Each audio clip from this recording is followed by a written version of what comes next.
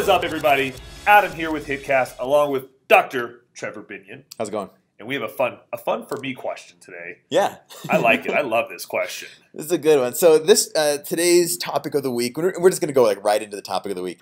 It comes from an old buddy of mine, JJ. Man, it's so good to hear from this guy. He wrote in and asked me a question about squatting. So like the lift, the squat. The squat, the almighty squat. Yeah. So let me just tell a little story. I remember one of the first times we met, you asked me this question, if you could only do one lift, what would it be? You remember that? Mm-hmm. And my answer, I thought about it, and my answer was the overhead squat. Man, I think the squat is just such a dynamic workout. Overhead squat, all the more so. You got a bunch of good core engagement, stuff like that. And it's an exercise that I've done a lot of investigating on. So when my buddy asked me a question about performing the squat, it was a really cool question for me. And his question was all about the sport specificity of a deep squat, which is awesome stuff. Adam and I are both really excited about this one. So in a squat technique, there's a couple different ways you could technically complete a squat, I guess, depending on what kind of rules you're abiding. And so when he said a deep squat, yeah, we're talking minimum 90 degrees or below the 90-degree mark. So a deep squat would be technically, and I would say it's breaking 90. Breaking 90 because 90. Well, 90's let's just even. Say we got to be below. But the thing is, 90's not even with the floor because you have the ankle joint, and so the knee joint is, if the knee joint's at 90. Then really you're at some, almost like a... So we'll say at hip crease has to be parallel. Yeah, that's a good one. Hip crease has to be parallel. That would be standard powerlifting. Hip crease has to be parallel to the ground because... Or femur parallel to the floor. Femur has to be parallel to the floor because also depending on hamstring, how big, if you get a massive hamstring, that's going to be a little bit different. So, hip crease. So we're talking the deep squat... where you are breaking parallel, parallel being floor, femur, or hip crease, we're talking about. So here. If this is the shin, you're here. So my buddy JJ asked this, and I'm going to turn it over to Adam. I want to hear what he has to say, and then I've got also a really cool article that I want to share with you guys. So the question was, in let's say a football game or basketball, you don't see a lot of athletes in that deep squat posture, right? Their body mechanics are usually not in that posture during the game. So is a deep squat sport specific? Now, I also just want to say, my buddy JJ was not against the deep squat. No, it didn't seem like it. It seemed like he just who's truly wanting to know what's the deal, because it is a little bro sciencey that if you can squat deep, you must be an athlete, or if you are an athlete, you must be able to squat deep. However you want to think about that. And for me, and I train a lot of athletes, I'm just going to go right into it. No, not at all. A deep squat, for the most part, does not have a lot of carryover in the broad range of what sports are, and I'm including everything from powerlifting to fencing in baseball, absolutely Chess. no, golf, in the broad spectrum of what sports are. And I grew up a sprinter. A deep squat or a 90-degree squat, I didn't call it there, the carryover isn't there. For me, I ask, there's kind of three things you should go over when it comes to it being sport specific. And can the athlete execute this movement properly? If they cannot execute a deep squat properly, there's no point in being in there at that point. Especially if they're not a power lifter in general. If they're not a power lifter, because if you're a weightlifter, meaning Olympic weightlifter, technically most people tend to low bar squat, and a low bar squat is going to put your back from here, if this is your hips, to here. So for our listeners, what is here to here? So I'm sorry. So if you're at, let's say, a 45-degree angle, between your hip and your cervical spine, you're at roughly a 45-degree angle, or you're low back squatting, where you have to be at that angle. That only has a carryover for powerlifting. that low bar squat, because you cannot catch into a front squat or into a power clean or a hang clean in that position. So there wouldn't be a carryover to Olympic. Like that carryover is for powerlifting only. You'll notice that weightlifters or Olympic weightlifters all high bar squat to keep them, I mean, they're not exactly parallel, but to keep themselves as parallel as possible so they can get themselves into a catch position. Yeah. And being into that position means a lot more dorsiflexion in the shin. It means you have to squat deeper to catch, because you don't, you're trying to be as proficient as possible. So, at 500 pounds, you're not cleaning that bar 4 feet off the ground. You're, you're getting a foot or two, and you better drop under that bar quickly. Yeah. So in those, there's no carryover. I also do strongman now. There's a big squat doesn't have a direct carryover to everything. So, I mean, the other thing would be, can the athlete create good stimulus in the muscles trying to be trained while you're doing this back squat? There's a difference between doing a back squat and filling it within the muscles and just moving through the joints. If you can't create a good stimuli, why are you doing it? Especially if you're not a power lifter. So you said a lot of stuff there. Yeah. Sorry. Just puking it out. I want to go back to the first word you said, which was no. So then, are you saying that there is no sport specificity to doing that deep squat to these traditional sports? You're saying the specificity is primarily, if not exclusively, in weightlifting and some of these like Olympic lifting. I don't know if I would go that far. I would say that if you don't have a big back squatter, you're not a great back squatter, are you going to be less of a baseball player? Absolutely not. Absolutely not. You're not going to be less of a baseball player. Are you going to be less of a sprinter because you don't have a good back squat? Absolutely not. You're not. There's a lot more movements that you should be good at before a back squat. Now, if you're great at those movements, sure, let's add a back squat in.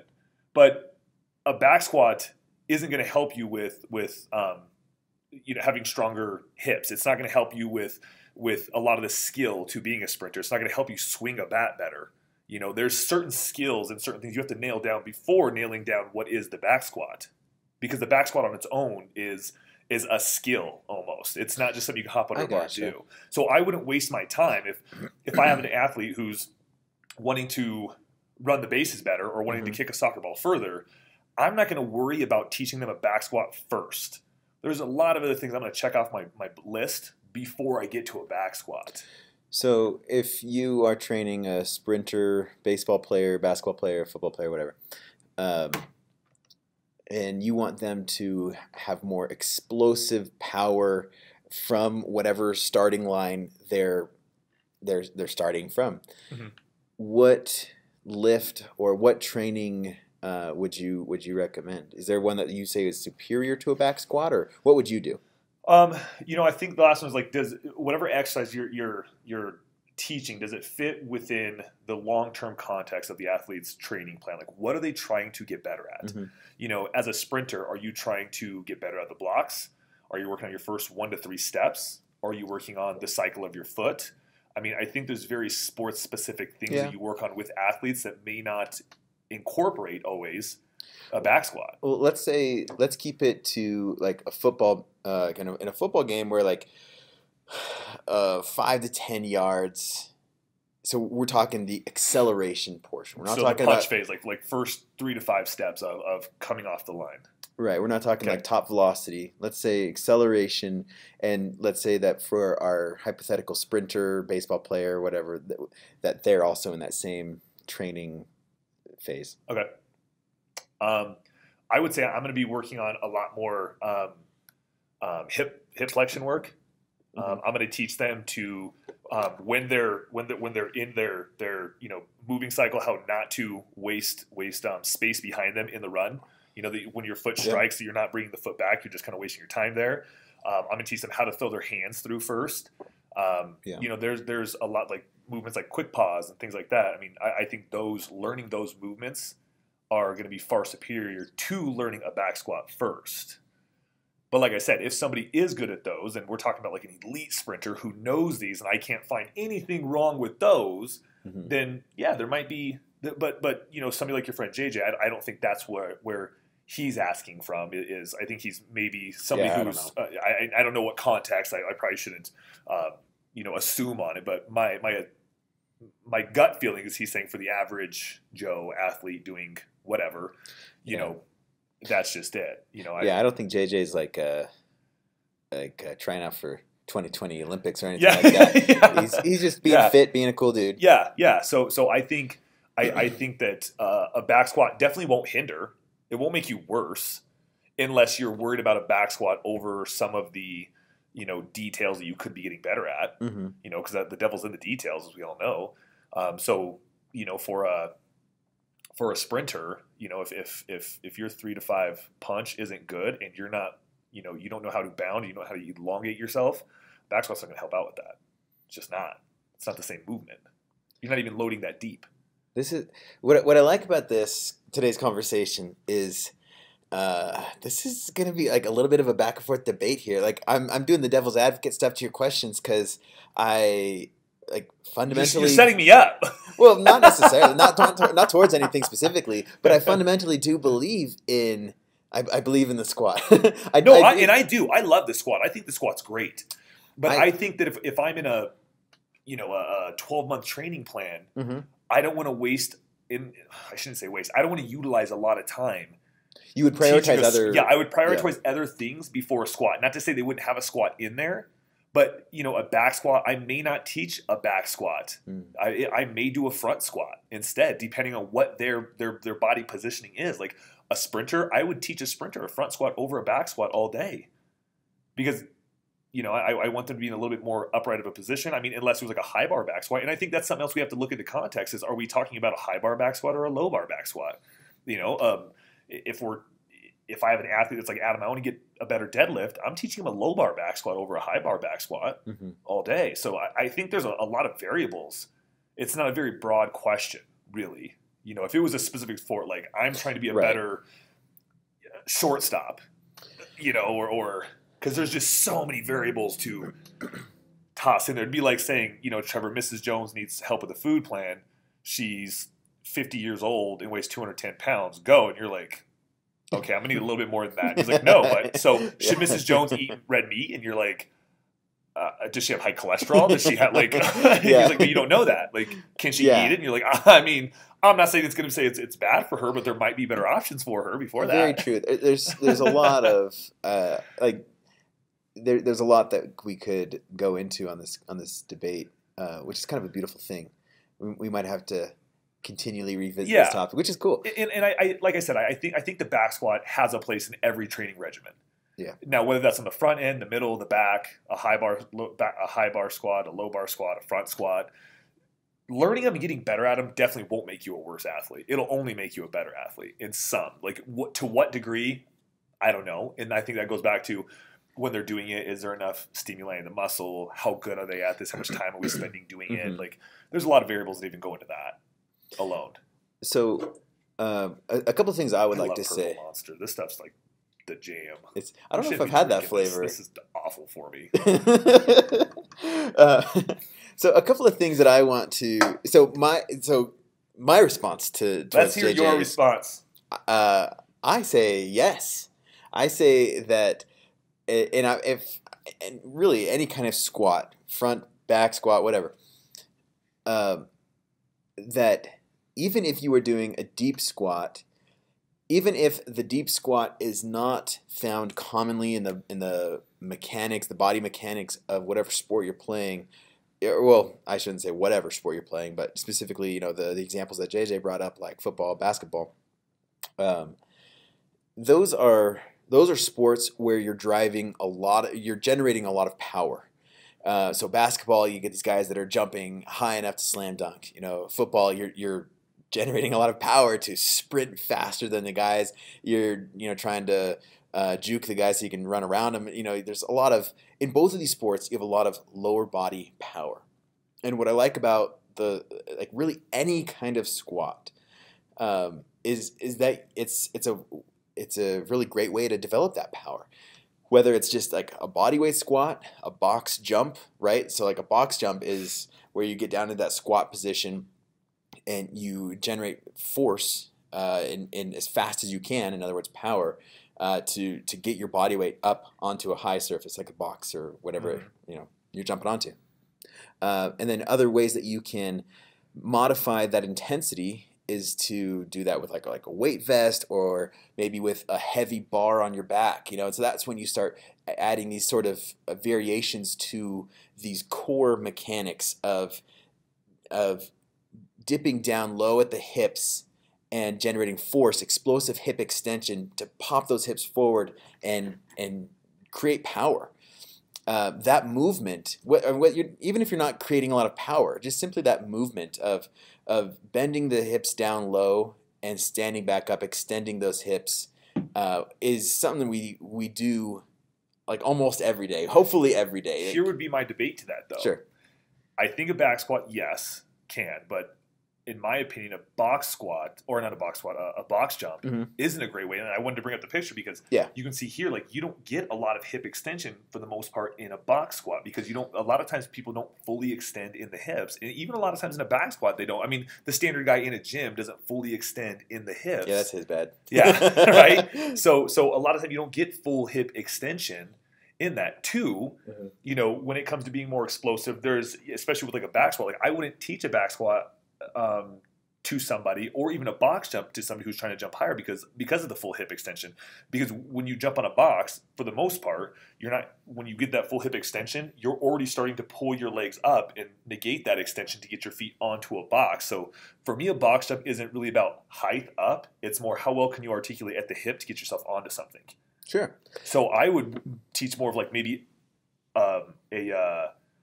like bounding or jumping out, so you get a full hip extension and then you can land it without worrying about articulation of the hip, things like that. You know what I'm saying? Yeah, I've got no issue with those, with bounding or whatever, and the sport specificity of that hip flexion being maybe a more like fundamental part of whatever that sport is. Sure. Excuse me. The thing though that I kind of defend about the squat is that it's just such a fundamental movement that we do all the time, and to strengthen that, to reinforce that, and to do it, to strengthen those movements safely, so that in the real world situation. Oh, well, hold on. We're not talking real world. We're talking sport specific. Okay, on the field. Okay, so I'm a baseball player. Tell me a time when I squat, when I need to squat to be explosive. Well, hold on. Let me answer that with a little bit of a preface here. Okay. You may not. So the question that JJ asked is a deep squat? He didn't say back squat. Deep squat. Is a deep squat good for training, even though it may not be sport specific, even though you may not see that deep squat mechanic on the field? I would say, yeah. Is it good for training? Yeah. Like, you're not a bad person for squatting well, that's for sure. Like, you're not going to be a shitty player on any level for having a great squat, like, ever. I would even argue that having a really good squat is advantageous for, like I said before, developing that power. So when would a baseball player need that? They may not be squatting deep on the field, but they would rely on the training that came from the deep squat. They would rely on the training that came from the deep squat when they're sprinting from base to base, or sprinting to catch a ball, and relying on those sprint mechanics. But would the carryover be the same if I'm doing a 500-pound squat for 1 rep to me doing, let's say, 8 sets of 2 with 225 with as much velocity as possible going up? I think one thing we have to make sure we speak on there is that those aren't going to be the same. Like, is there a carryover to having a 1 rep max heavy squat? Yeah. It could be. But I would say working in more of a speed aspect, trying to push as much, trying to deplete like ATP levels, things like that so more simulate like a pop, pop, pop, pop. So pop. Using a lower intensity load on the bar. And a little more higher volume. Yeah, faster reps. Yes. Whether it be 2 or 3, something like that. Something's going to emulate more, but because a 1 rep max, this really isn't going to you're not going to stimulate the same physiology in the body. You're not the same. Let's put a pin in that one. I want to come back to that one when you're done with this point. But, sorry, no, it's okay. I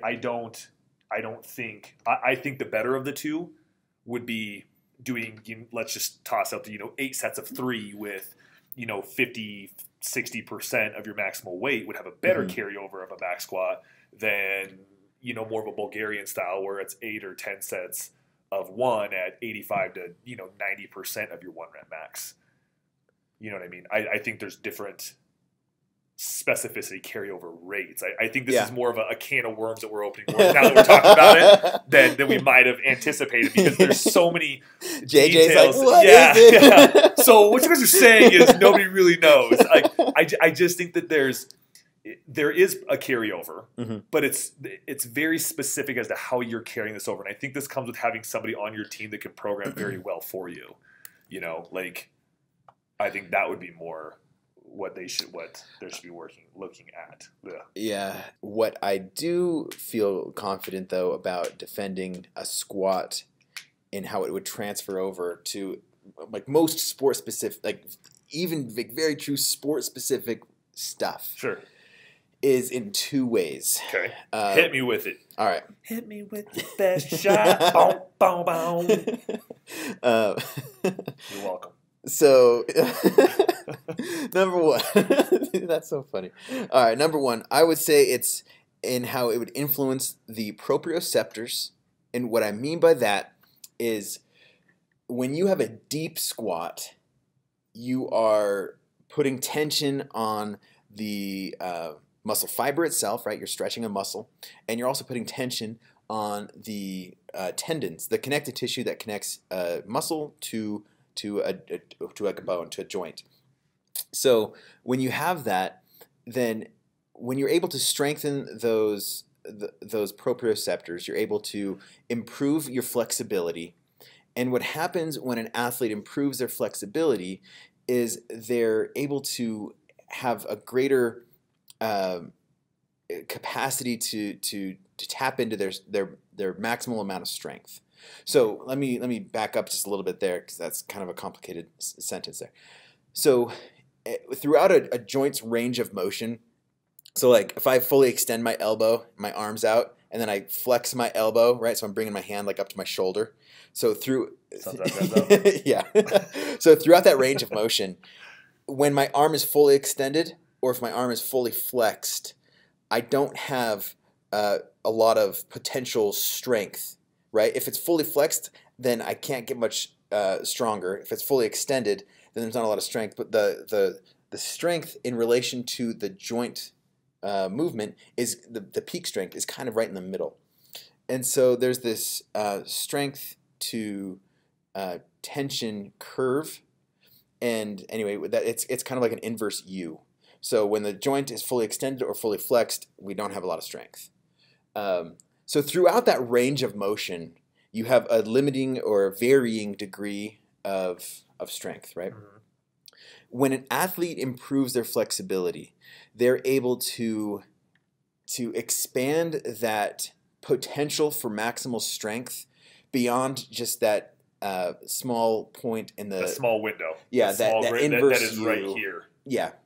It becomes more here. So a deep squat compared to a shallow squat would have a proprioceptive, like you're going to be strengthening not just the muscle itself, guys. You're also going to be strengthening other things in the body. There's going to be all sorts of metabolic things that are going to be happening, hormonal reactions. There's things like that, as well as the proprioceptors. So like your muscle spindle and a Golgi tendon organ, these are the proprioceptors, and they're going to also have a response to that exercise stimulus. And when you improve that flexibility, you're going to be able to tap into greater amounts of strength and power at a fuller range of motion. Gotcha. And then the second thing that's going to be applicable from a deep squat into a sport-specific scenario is that, not every field tested sport, like when you're on the field, when you're in the sport, like not everything goes according to plan. Some guy might be pushing you over, and you might have to scramble and you might be finding yourself in a deep squat posture and then you have to explode from that to get back into the action. And so it's not like everyone plays polite and plays by the rules. Like you might get shoved over, you might find yourself in a compromised posture that having done those deep squats would train those joints, or maybe not the joints, train the muscles to protect those joints. It would increase the stimuli there.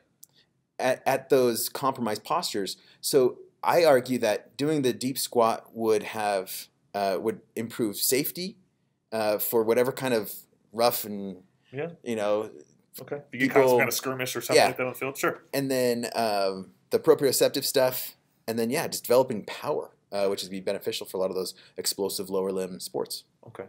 So I think we're saying the same thing, but I think for me, I kind of create a priority list, and lower on that priority list is, like I said, like, will it make you will squatting make you better? Sure. But with that being said, like, I'm going to have a priority list of things that I'm working on first, because, if I'm working with a D lineman and he's, dropping really low into this, I'm not really worried about whether they're good in a skirmish or not. I'm more worried about, do they have the ability to even fire off correctly? Do they have the ability to stay low? Do they that would be a little bit lower. But, like you said, if you do get caught on your heels, you're falling down, to be able to recover out of it is a plus. But my goal is to train them so they don't get caught there. Try to train before you're there. Like, make sure you're getting the other guy there, and hopefully you're not there. You're the one. I mean? You're the bulldozer on the field. Yes. So those would be my priorities. Like I said, not to say that a back squat doesn't have space in it. I think there's somewhere for it to fit in. But if the macro of your program is more looking at, swinging a bat further, I don't know that I'm going to have a back squat there, anywhere specifically. There's a lot more rotational, transverse playing things I'm going to be working on, along with hand-eye coordination before back squatting. It's kind of what I'm saying, just on a very broad scale of a lot of sports. I think that I'm going to try to be a little bit more specific as to what is your goal specifically to get better at this season, because you can't come to me and say, Adam, I want to be a better all-around football player. Well, congratulations. I think everybody does, but what do you need the most work on right now? Like, firing off the ball? Do you need to be stronger? Do you need to be faster? If you need to be faster, are we talking 3 to 5 yards faster? Are we talking you can't run a post to save your life and you're getting caught every time? Like, you can't outrun anybody. Like, what are we looking at specifically? And that's what I'm working on in kind of long term. You know what I mean? That's kind of where I'm at. So with as little as we know about JJ and where he is in his speed development, power development, or whatever, or even what sports he really likes to play. He just gave us example sports. Yeah, I don't know. My answer is going to be this. Yeah. What would you tell JJ in terms of deep squats? I would say, JJ, it's not going to make you worse at what you do for sure. Having a deep squat will not make you worse. Now, here's where it could. If you're putting a deep squat so high on a pedestal that you're forgetting about the details of what you're really trying to work on, then it could, because those details can make you better than that back squat alone. Unless you're trying to be a power lifter, then that back squat is something you need to work on, and you need to break your back squat down very specifically as to what you're working on. There's like very, very specific mechanics in that back squat. But if you're talking about sports in general, I would dive down into what am I trying to get better at within this sport? What is the micro, right? Yeah. And then I would create a very macro plan about my micro that I'm trying to get better at. And if that involves a back squat, awesome. If that back squat involves enough stimuli to the joint, to the tendon, to the ligament, to the muscle to help improve what you're trying to work on, amazing. Then you should have it in there. But if there's exercises to prioritize that create a better stimuli, then you should do those first. That's my answer. Ooh, I like that. I would add, and so my answer is... Why do you always got to one-up me? No, I'm not trying to one-up you. It's okay if we got like differences going on. We don't have to agree on every single topic.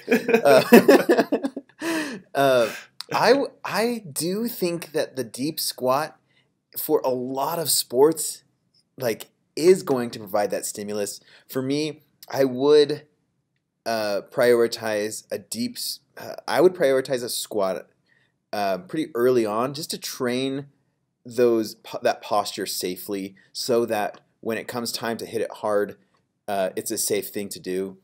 And for just about I do want to also put out, for me, everybody should know how to deep squat.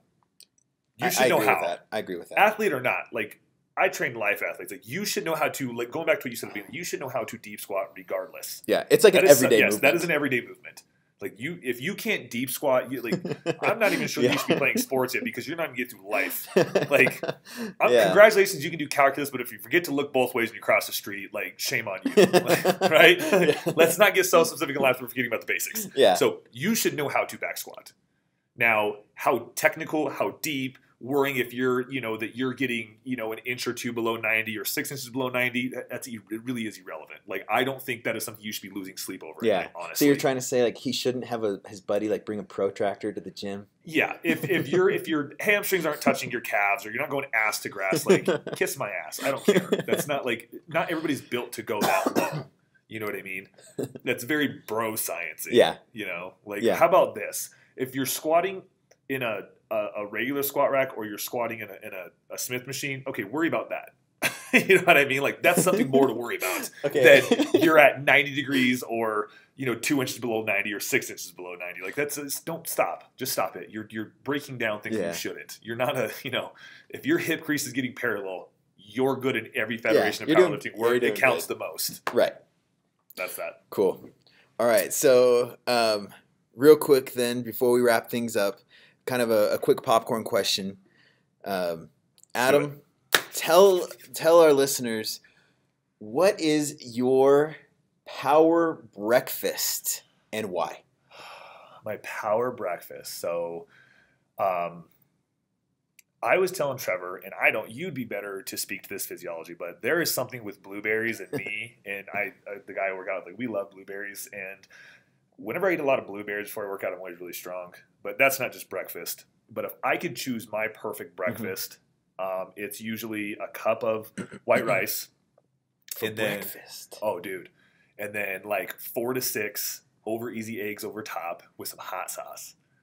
I have never had that kind of breakfast. It is amazing because your yolk kind of acts like a gravy. Yeah. It's dope. And then you just mash it all up together. That actually does sound pretty good. Or mashed potatoes instead of the rice with that breakfast? over it. For that over it. Bro, you're getting great carbs, especially if you're training within an hour or two after. Yeah. You're getting great carbs.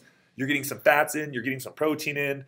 And then, you're getting some sodium out of your hot sauce to help you out with muscle contraction. Why not, right? Like, dude, that sounds like it might be tasty. It's amazing. I want you to go home tomorrow. You're going to report on our next podcast. I'm going to bring it up. You better have it. And Trevor's like a chef, so he's probably like, I make like dumpster breakfast. Like, this is the most basic of basic stuff. His is going to come out like a cuisine. Well, but I guess like it's phenomenal. I guess that's not too far off from like breakfast burrito, just like minus tortilla. Yeah, but the tortilla's got a lot of egg empty, and potatoes and hot fats sauce and stuff in it. Like, I'm getting good fats. Yeah, well, what I'm saying is like it's not like so foreign to like think about. It's eggs, the potatoes, breakdown. and hot sauce. It's like an open faced breakfast burrito. Yeah, interesting. So you said a really I think an important thing that people should be aware of. You brought up like if this is something you're training for like an hour, or if you're going to be eating this like an hour or two before training. Yeah, that matters. It does, because my power breakfast and why is like not a morning work. Like, I don't work out in the morning. I'm not a morning person. Yeah. I work out in the evening time. So like when I wake up, you're like Batman. You like being up till 4 a.m. And I'm not like a 5 a.m. worker out. Or like I'm like an 11, but I get breakfast in at like 9. So like 11 midday is a good workout time for me. So yeah, for me, like get out of bed, get ready, have breakfast like a normal person. Like a normal person, like a human. Yeah, like a human. Unlike a terrorist. So for me, like power breakfast is just this ultimate omelet. So kind of similar though. You brought up eggs. Same thing. Eggs, which is like a whole bunch of veggies. And really you can be creative with it. But I would say that's my power breakfast. The protein, the ratio of proteins and fats and relatively low carb for breakfast anyway is there's some really cool evidence. We could talk about that on another podcast. But that's because you're not lifting at that point. So right. Yeah. This is not a good pre-workout meal at all. Yeah. So if you are working out in the morning, like don't do this. But if you're like my kind of guy and you're just like doing your normal daily routine and you work out in the evening time, then yeah, this is a good power breakfast. I like it. All right, Adam. So how can people follow you on social media? How do they hear more about you, and what's your website? You can hear more about me on my website. You can hear more about me by following more of this podcast. Yeah. That's for sure. By revisiting episodes. And just keep listening to it over and over again in your car with all your friends. And that reminds me, before you get going on, about the podcast. So, listeners, head on over to iTunes. Please give us a review, a star. Rating and review. A thumb up. Do something. All that stuff. Does Google Play do that kind of stuff too? All right. So, sure. review us on all the stuff. I don't know. All right. So anyway, you were saying, I don't know. I know I'm iTunes I'm does. gonna shoot from the hips and say yes. It like, should. If not, Google Play, like step your game up, like do something about that. Because now you're just picking and choosing who goes up top. Yeah. I'm sure they review. You can find me at www.hitboxcolorado.com. You can follow me on social media at HIITCAST, or you can just find me on Facebook at HIITCAST. And that's it. That's the social media I'm on. And on Snapchat. Did you say your website? Yes. And at Geiger Strength on Snapchat. GEIGER Strength. And if they're on your website, they can find out about this awesome gym. If they're in the Denver area, where should they work out? They should absolutely work out in HIITBOX. Like, if you're not working out, I don't know what you're doing with your life. You're being very irresponsible with yourself. That's number one, for sure. If you're working at a big box gym, you're just unpatriotic and hate America. Be responsible. Be responsible. Come, I mean, even if it's not me, find a local box to do it at. Like, don't be irresponsible and go somewhere else. It's time to be an adult. I support that. Put your big boy pants on and big girl pants. And if they're not in the Denver area and they want to train with you, what sort of online variations? I offer online coaching. It's all done through an app, and I can break down meal plans. Whether you're paleo, no soy, lactose, all that cool stuff. What if they're no blueberry? Oh gosh, you should do something else with yourself. Don't contact me because you're for sure a terrorist, for sure, on every level of it. But yeah, you can find me on my social media. Hit me up on my social media. I do lots of online programming, so I work with your nutrition, I work with your workouts, all that good stuff. Whether you're an athlete or just Mrs. Jones who wants to get better at life, man. Cool. Tell them about yourself. Tell them about your online. So hit me up on social medias: so Facebook, Twitter, Instagram @FitandFizz, and my website is www.fitandfizz.training. And on my website, I only train online. So I don't have a gym like Adam does here at HIITBOX. All of my training is done online. And my online trainings are these interactive ebooks. And so you send me your goals, and I handcraft it from scratch. Like artisan. Yeah, it's artisan, if I may. It's an artisanal training program. In other words, like if there's no it's not like I just spit something out, and give you like a cookie cutter thing at all. Like it is totally like handcrafted from, I make it all up. It's like a good beer. Yeah, it's a craft training program. So yeah, in these training programs, like I said, it's interactive. Ebook, and I follow the best practices in healthcare delivery, health information technology, so like telehealth, telemedicine, to create something that is going to be effective, motivational, that's going to be educational, to teach you the exercise science and to teach you the why and the how of the fitness and nutrition recommendations that I make for you. So yeah, I do fitness training, nutrition training, and fitness plus nutrition training. Ooh, yeah. Killing it. So everybody, go over to Adam's website, check out some of his stuff. Head over to my website, check out some of my stuff. And let's look at that mustache that's still here, guys. You know what? 3 weeks. This is the end. No, absolutely not. It is. Absolutely not. I have important meetings on Friday. Doesn't matter. If they cannot accept the fact that you have a rad mustache, you don't want to work for them. I've got friends flying in from like out of town. If they don't like your mustache, they're not truly your friends. And like these are like business meetings with people flying in from out of town. And I hate everything about that idea. Yeah, it's like, but the thing is, you can shave it on Friday, but that gives you 3 days to grow something back. Yeah, it grows back pretty fast. But yeah, like I look at myself in the mirror and like this mustache is cool. It's becoming part of you. It is just the opposite of professional. Like it is. There is nothing about this. Is like comical. You see this big old thing hanging from my face? Like, this isn't screen professionalism. I'm doing like videos this weekend. Like, just imagine like this mustached face being like, "Hi, I'm Dr. Trevor Benyon. You should listen to what I'm saying." So no, this mustache has got to go for this weekend, but then it'll come back. Okay, good. So yeah, all right, guys, hit us up on the social medias and let us know what kind of topic of the week you want us to do next week, and we'll talk to you guys next week. Have a good one, guys.